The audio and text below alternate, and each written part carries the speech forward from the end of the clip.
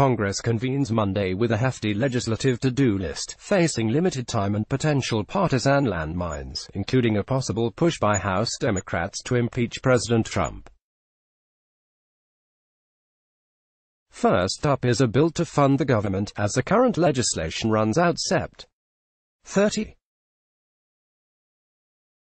With just over 3 weeks to strike a deal, leaders are already eyeing a short-term measure to buy themselves more time to negotiate tighter gun restrictions. A trade pact and efforts to lower prescription drugs also crowd the agenda. In some ways, the next few months represent the 116th Congress's last chance to pass major legislation until 2021.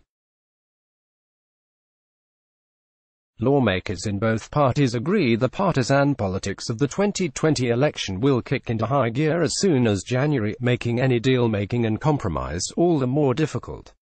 That doesn't leave Congress much time. The House only has 13 legislative days in September before they leave for another 2-week recess, and only 45 legislative days left in the year. Senators, meanwhile, are expected to be in town 53 days. Government spending. The House plans to vote the week of Sept. 16 on a continuing resolution that would kick the government funding deadline back several weeks. House Majority Leader Steny H. Hoyer, DMD, told colleagues. While Hoyer did not specify a date, he previously floated November 22 as the new deadline. The timing needs to be finalized with the Senate, but two senior GOP officials indicated that the Senate would likely go along with such a plan, eager for more time to work on their own spending priorities. The officials spoke on the condition of anonymity to discuss private deliberations. While the House has passed 10 of the 12 annual spending bills, the Senate has yet to vote on any. On Friday, the Senate Appropriations Committee announced that subcommittees would begin work on bills for the Pentagon, State and Education departments as well as Health and Human Services. Trump remains the one wild card in the spending process. Late last year, the president endorsed a shutdown because the spending bills did not include money to build his border barrier, a divide he repeatedly promised Mexico would finance. The current package is unlikely to include the money, with Democrats scoffing at that plan. And while congressional Republicans have little appetite for another shutdown showdown, Trump could have other ideas. "I think Republicans get caught holding the bag on that one each time," said Sen. Mike Braun, RIND, when asked Friday if a shutdown was in the cards again this fall. Guns. A series of mass shootings that started shortly after Congress left Washington for the extended recess, first Gilroy, Calif., then El Paso, then Dayton, Ohio, now Odessa, Texas, has increased pressure for action to levels not seen since the aftermath of the 2012 Sandy Hook shooting. But it remains unclear what, if anything, lawmakers will be able to agree on.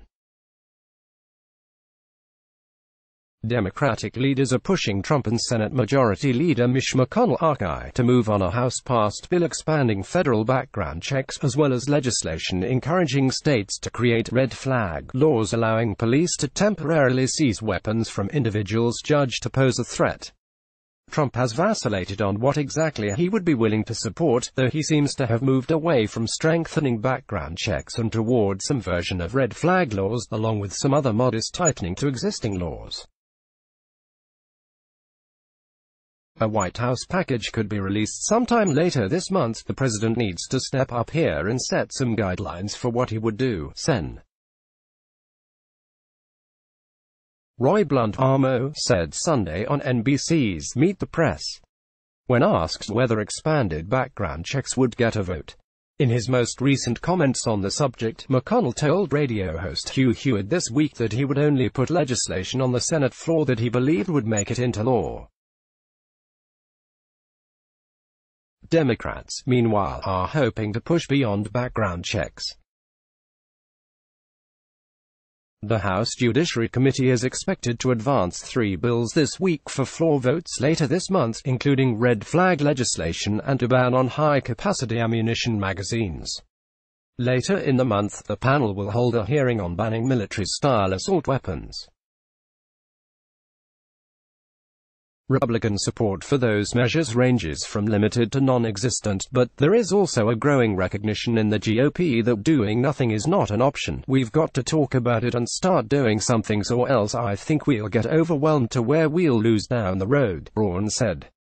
Impeachment. The House Judiciary Committee is expected to vote this week on a resolution giving itself additional tools in its investigation of Trump, a move the panel cast as the first formal step to possibly impeaching the president. The Democratic Party base and 2020 presidential candidates favor an impeachment inquiry, but House Speaker Nancy Pelosi, D-Caliph, has been reluctant, pointing to the lack of public support. The clamor for impeachment passed a major milestone over the recess, with a majority of House Democrats, 134, now supporting an impeachment inquiry. But so far only 2 of 31 Democrats in districts Trump won in 2016 have joined that call, and those members are the very individuals Pelosi is concerned with protecting politically.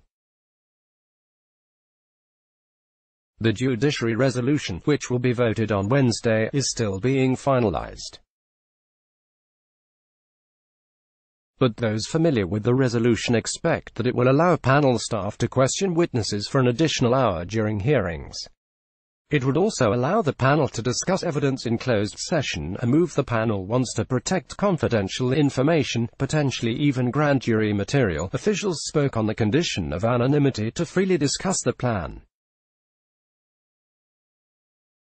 The Judiciary Panel has subpoenaed top Trump officials, including former Trump campaign manager Corey Lewandowski, to testify. 17 about episodes of potential obstruction of justice laid out in former special counsel Robert S. Mueller's report. The committee also is expanding its probes of Trump to include promises of pardons to officials who break the law to carry out his policies, encouraging people to stay in his hotels while serving as president, and his alleged involvement in hush payments to women who say they had affairs with him.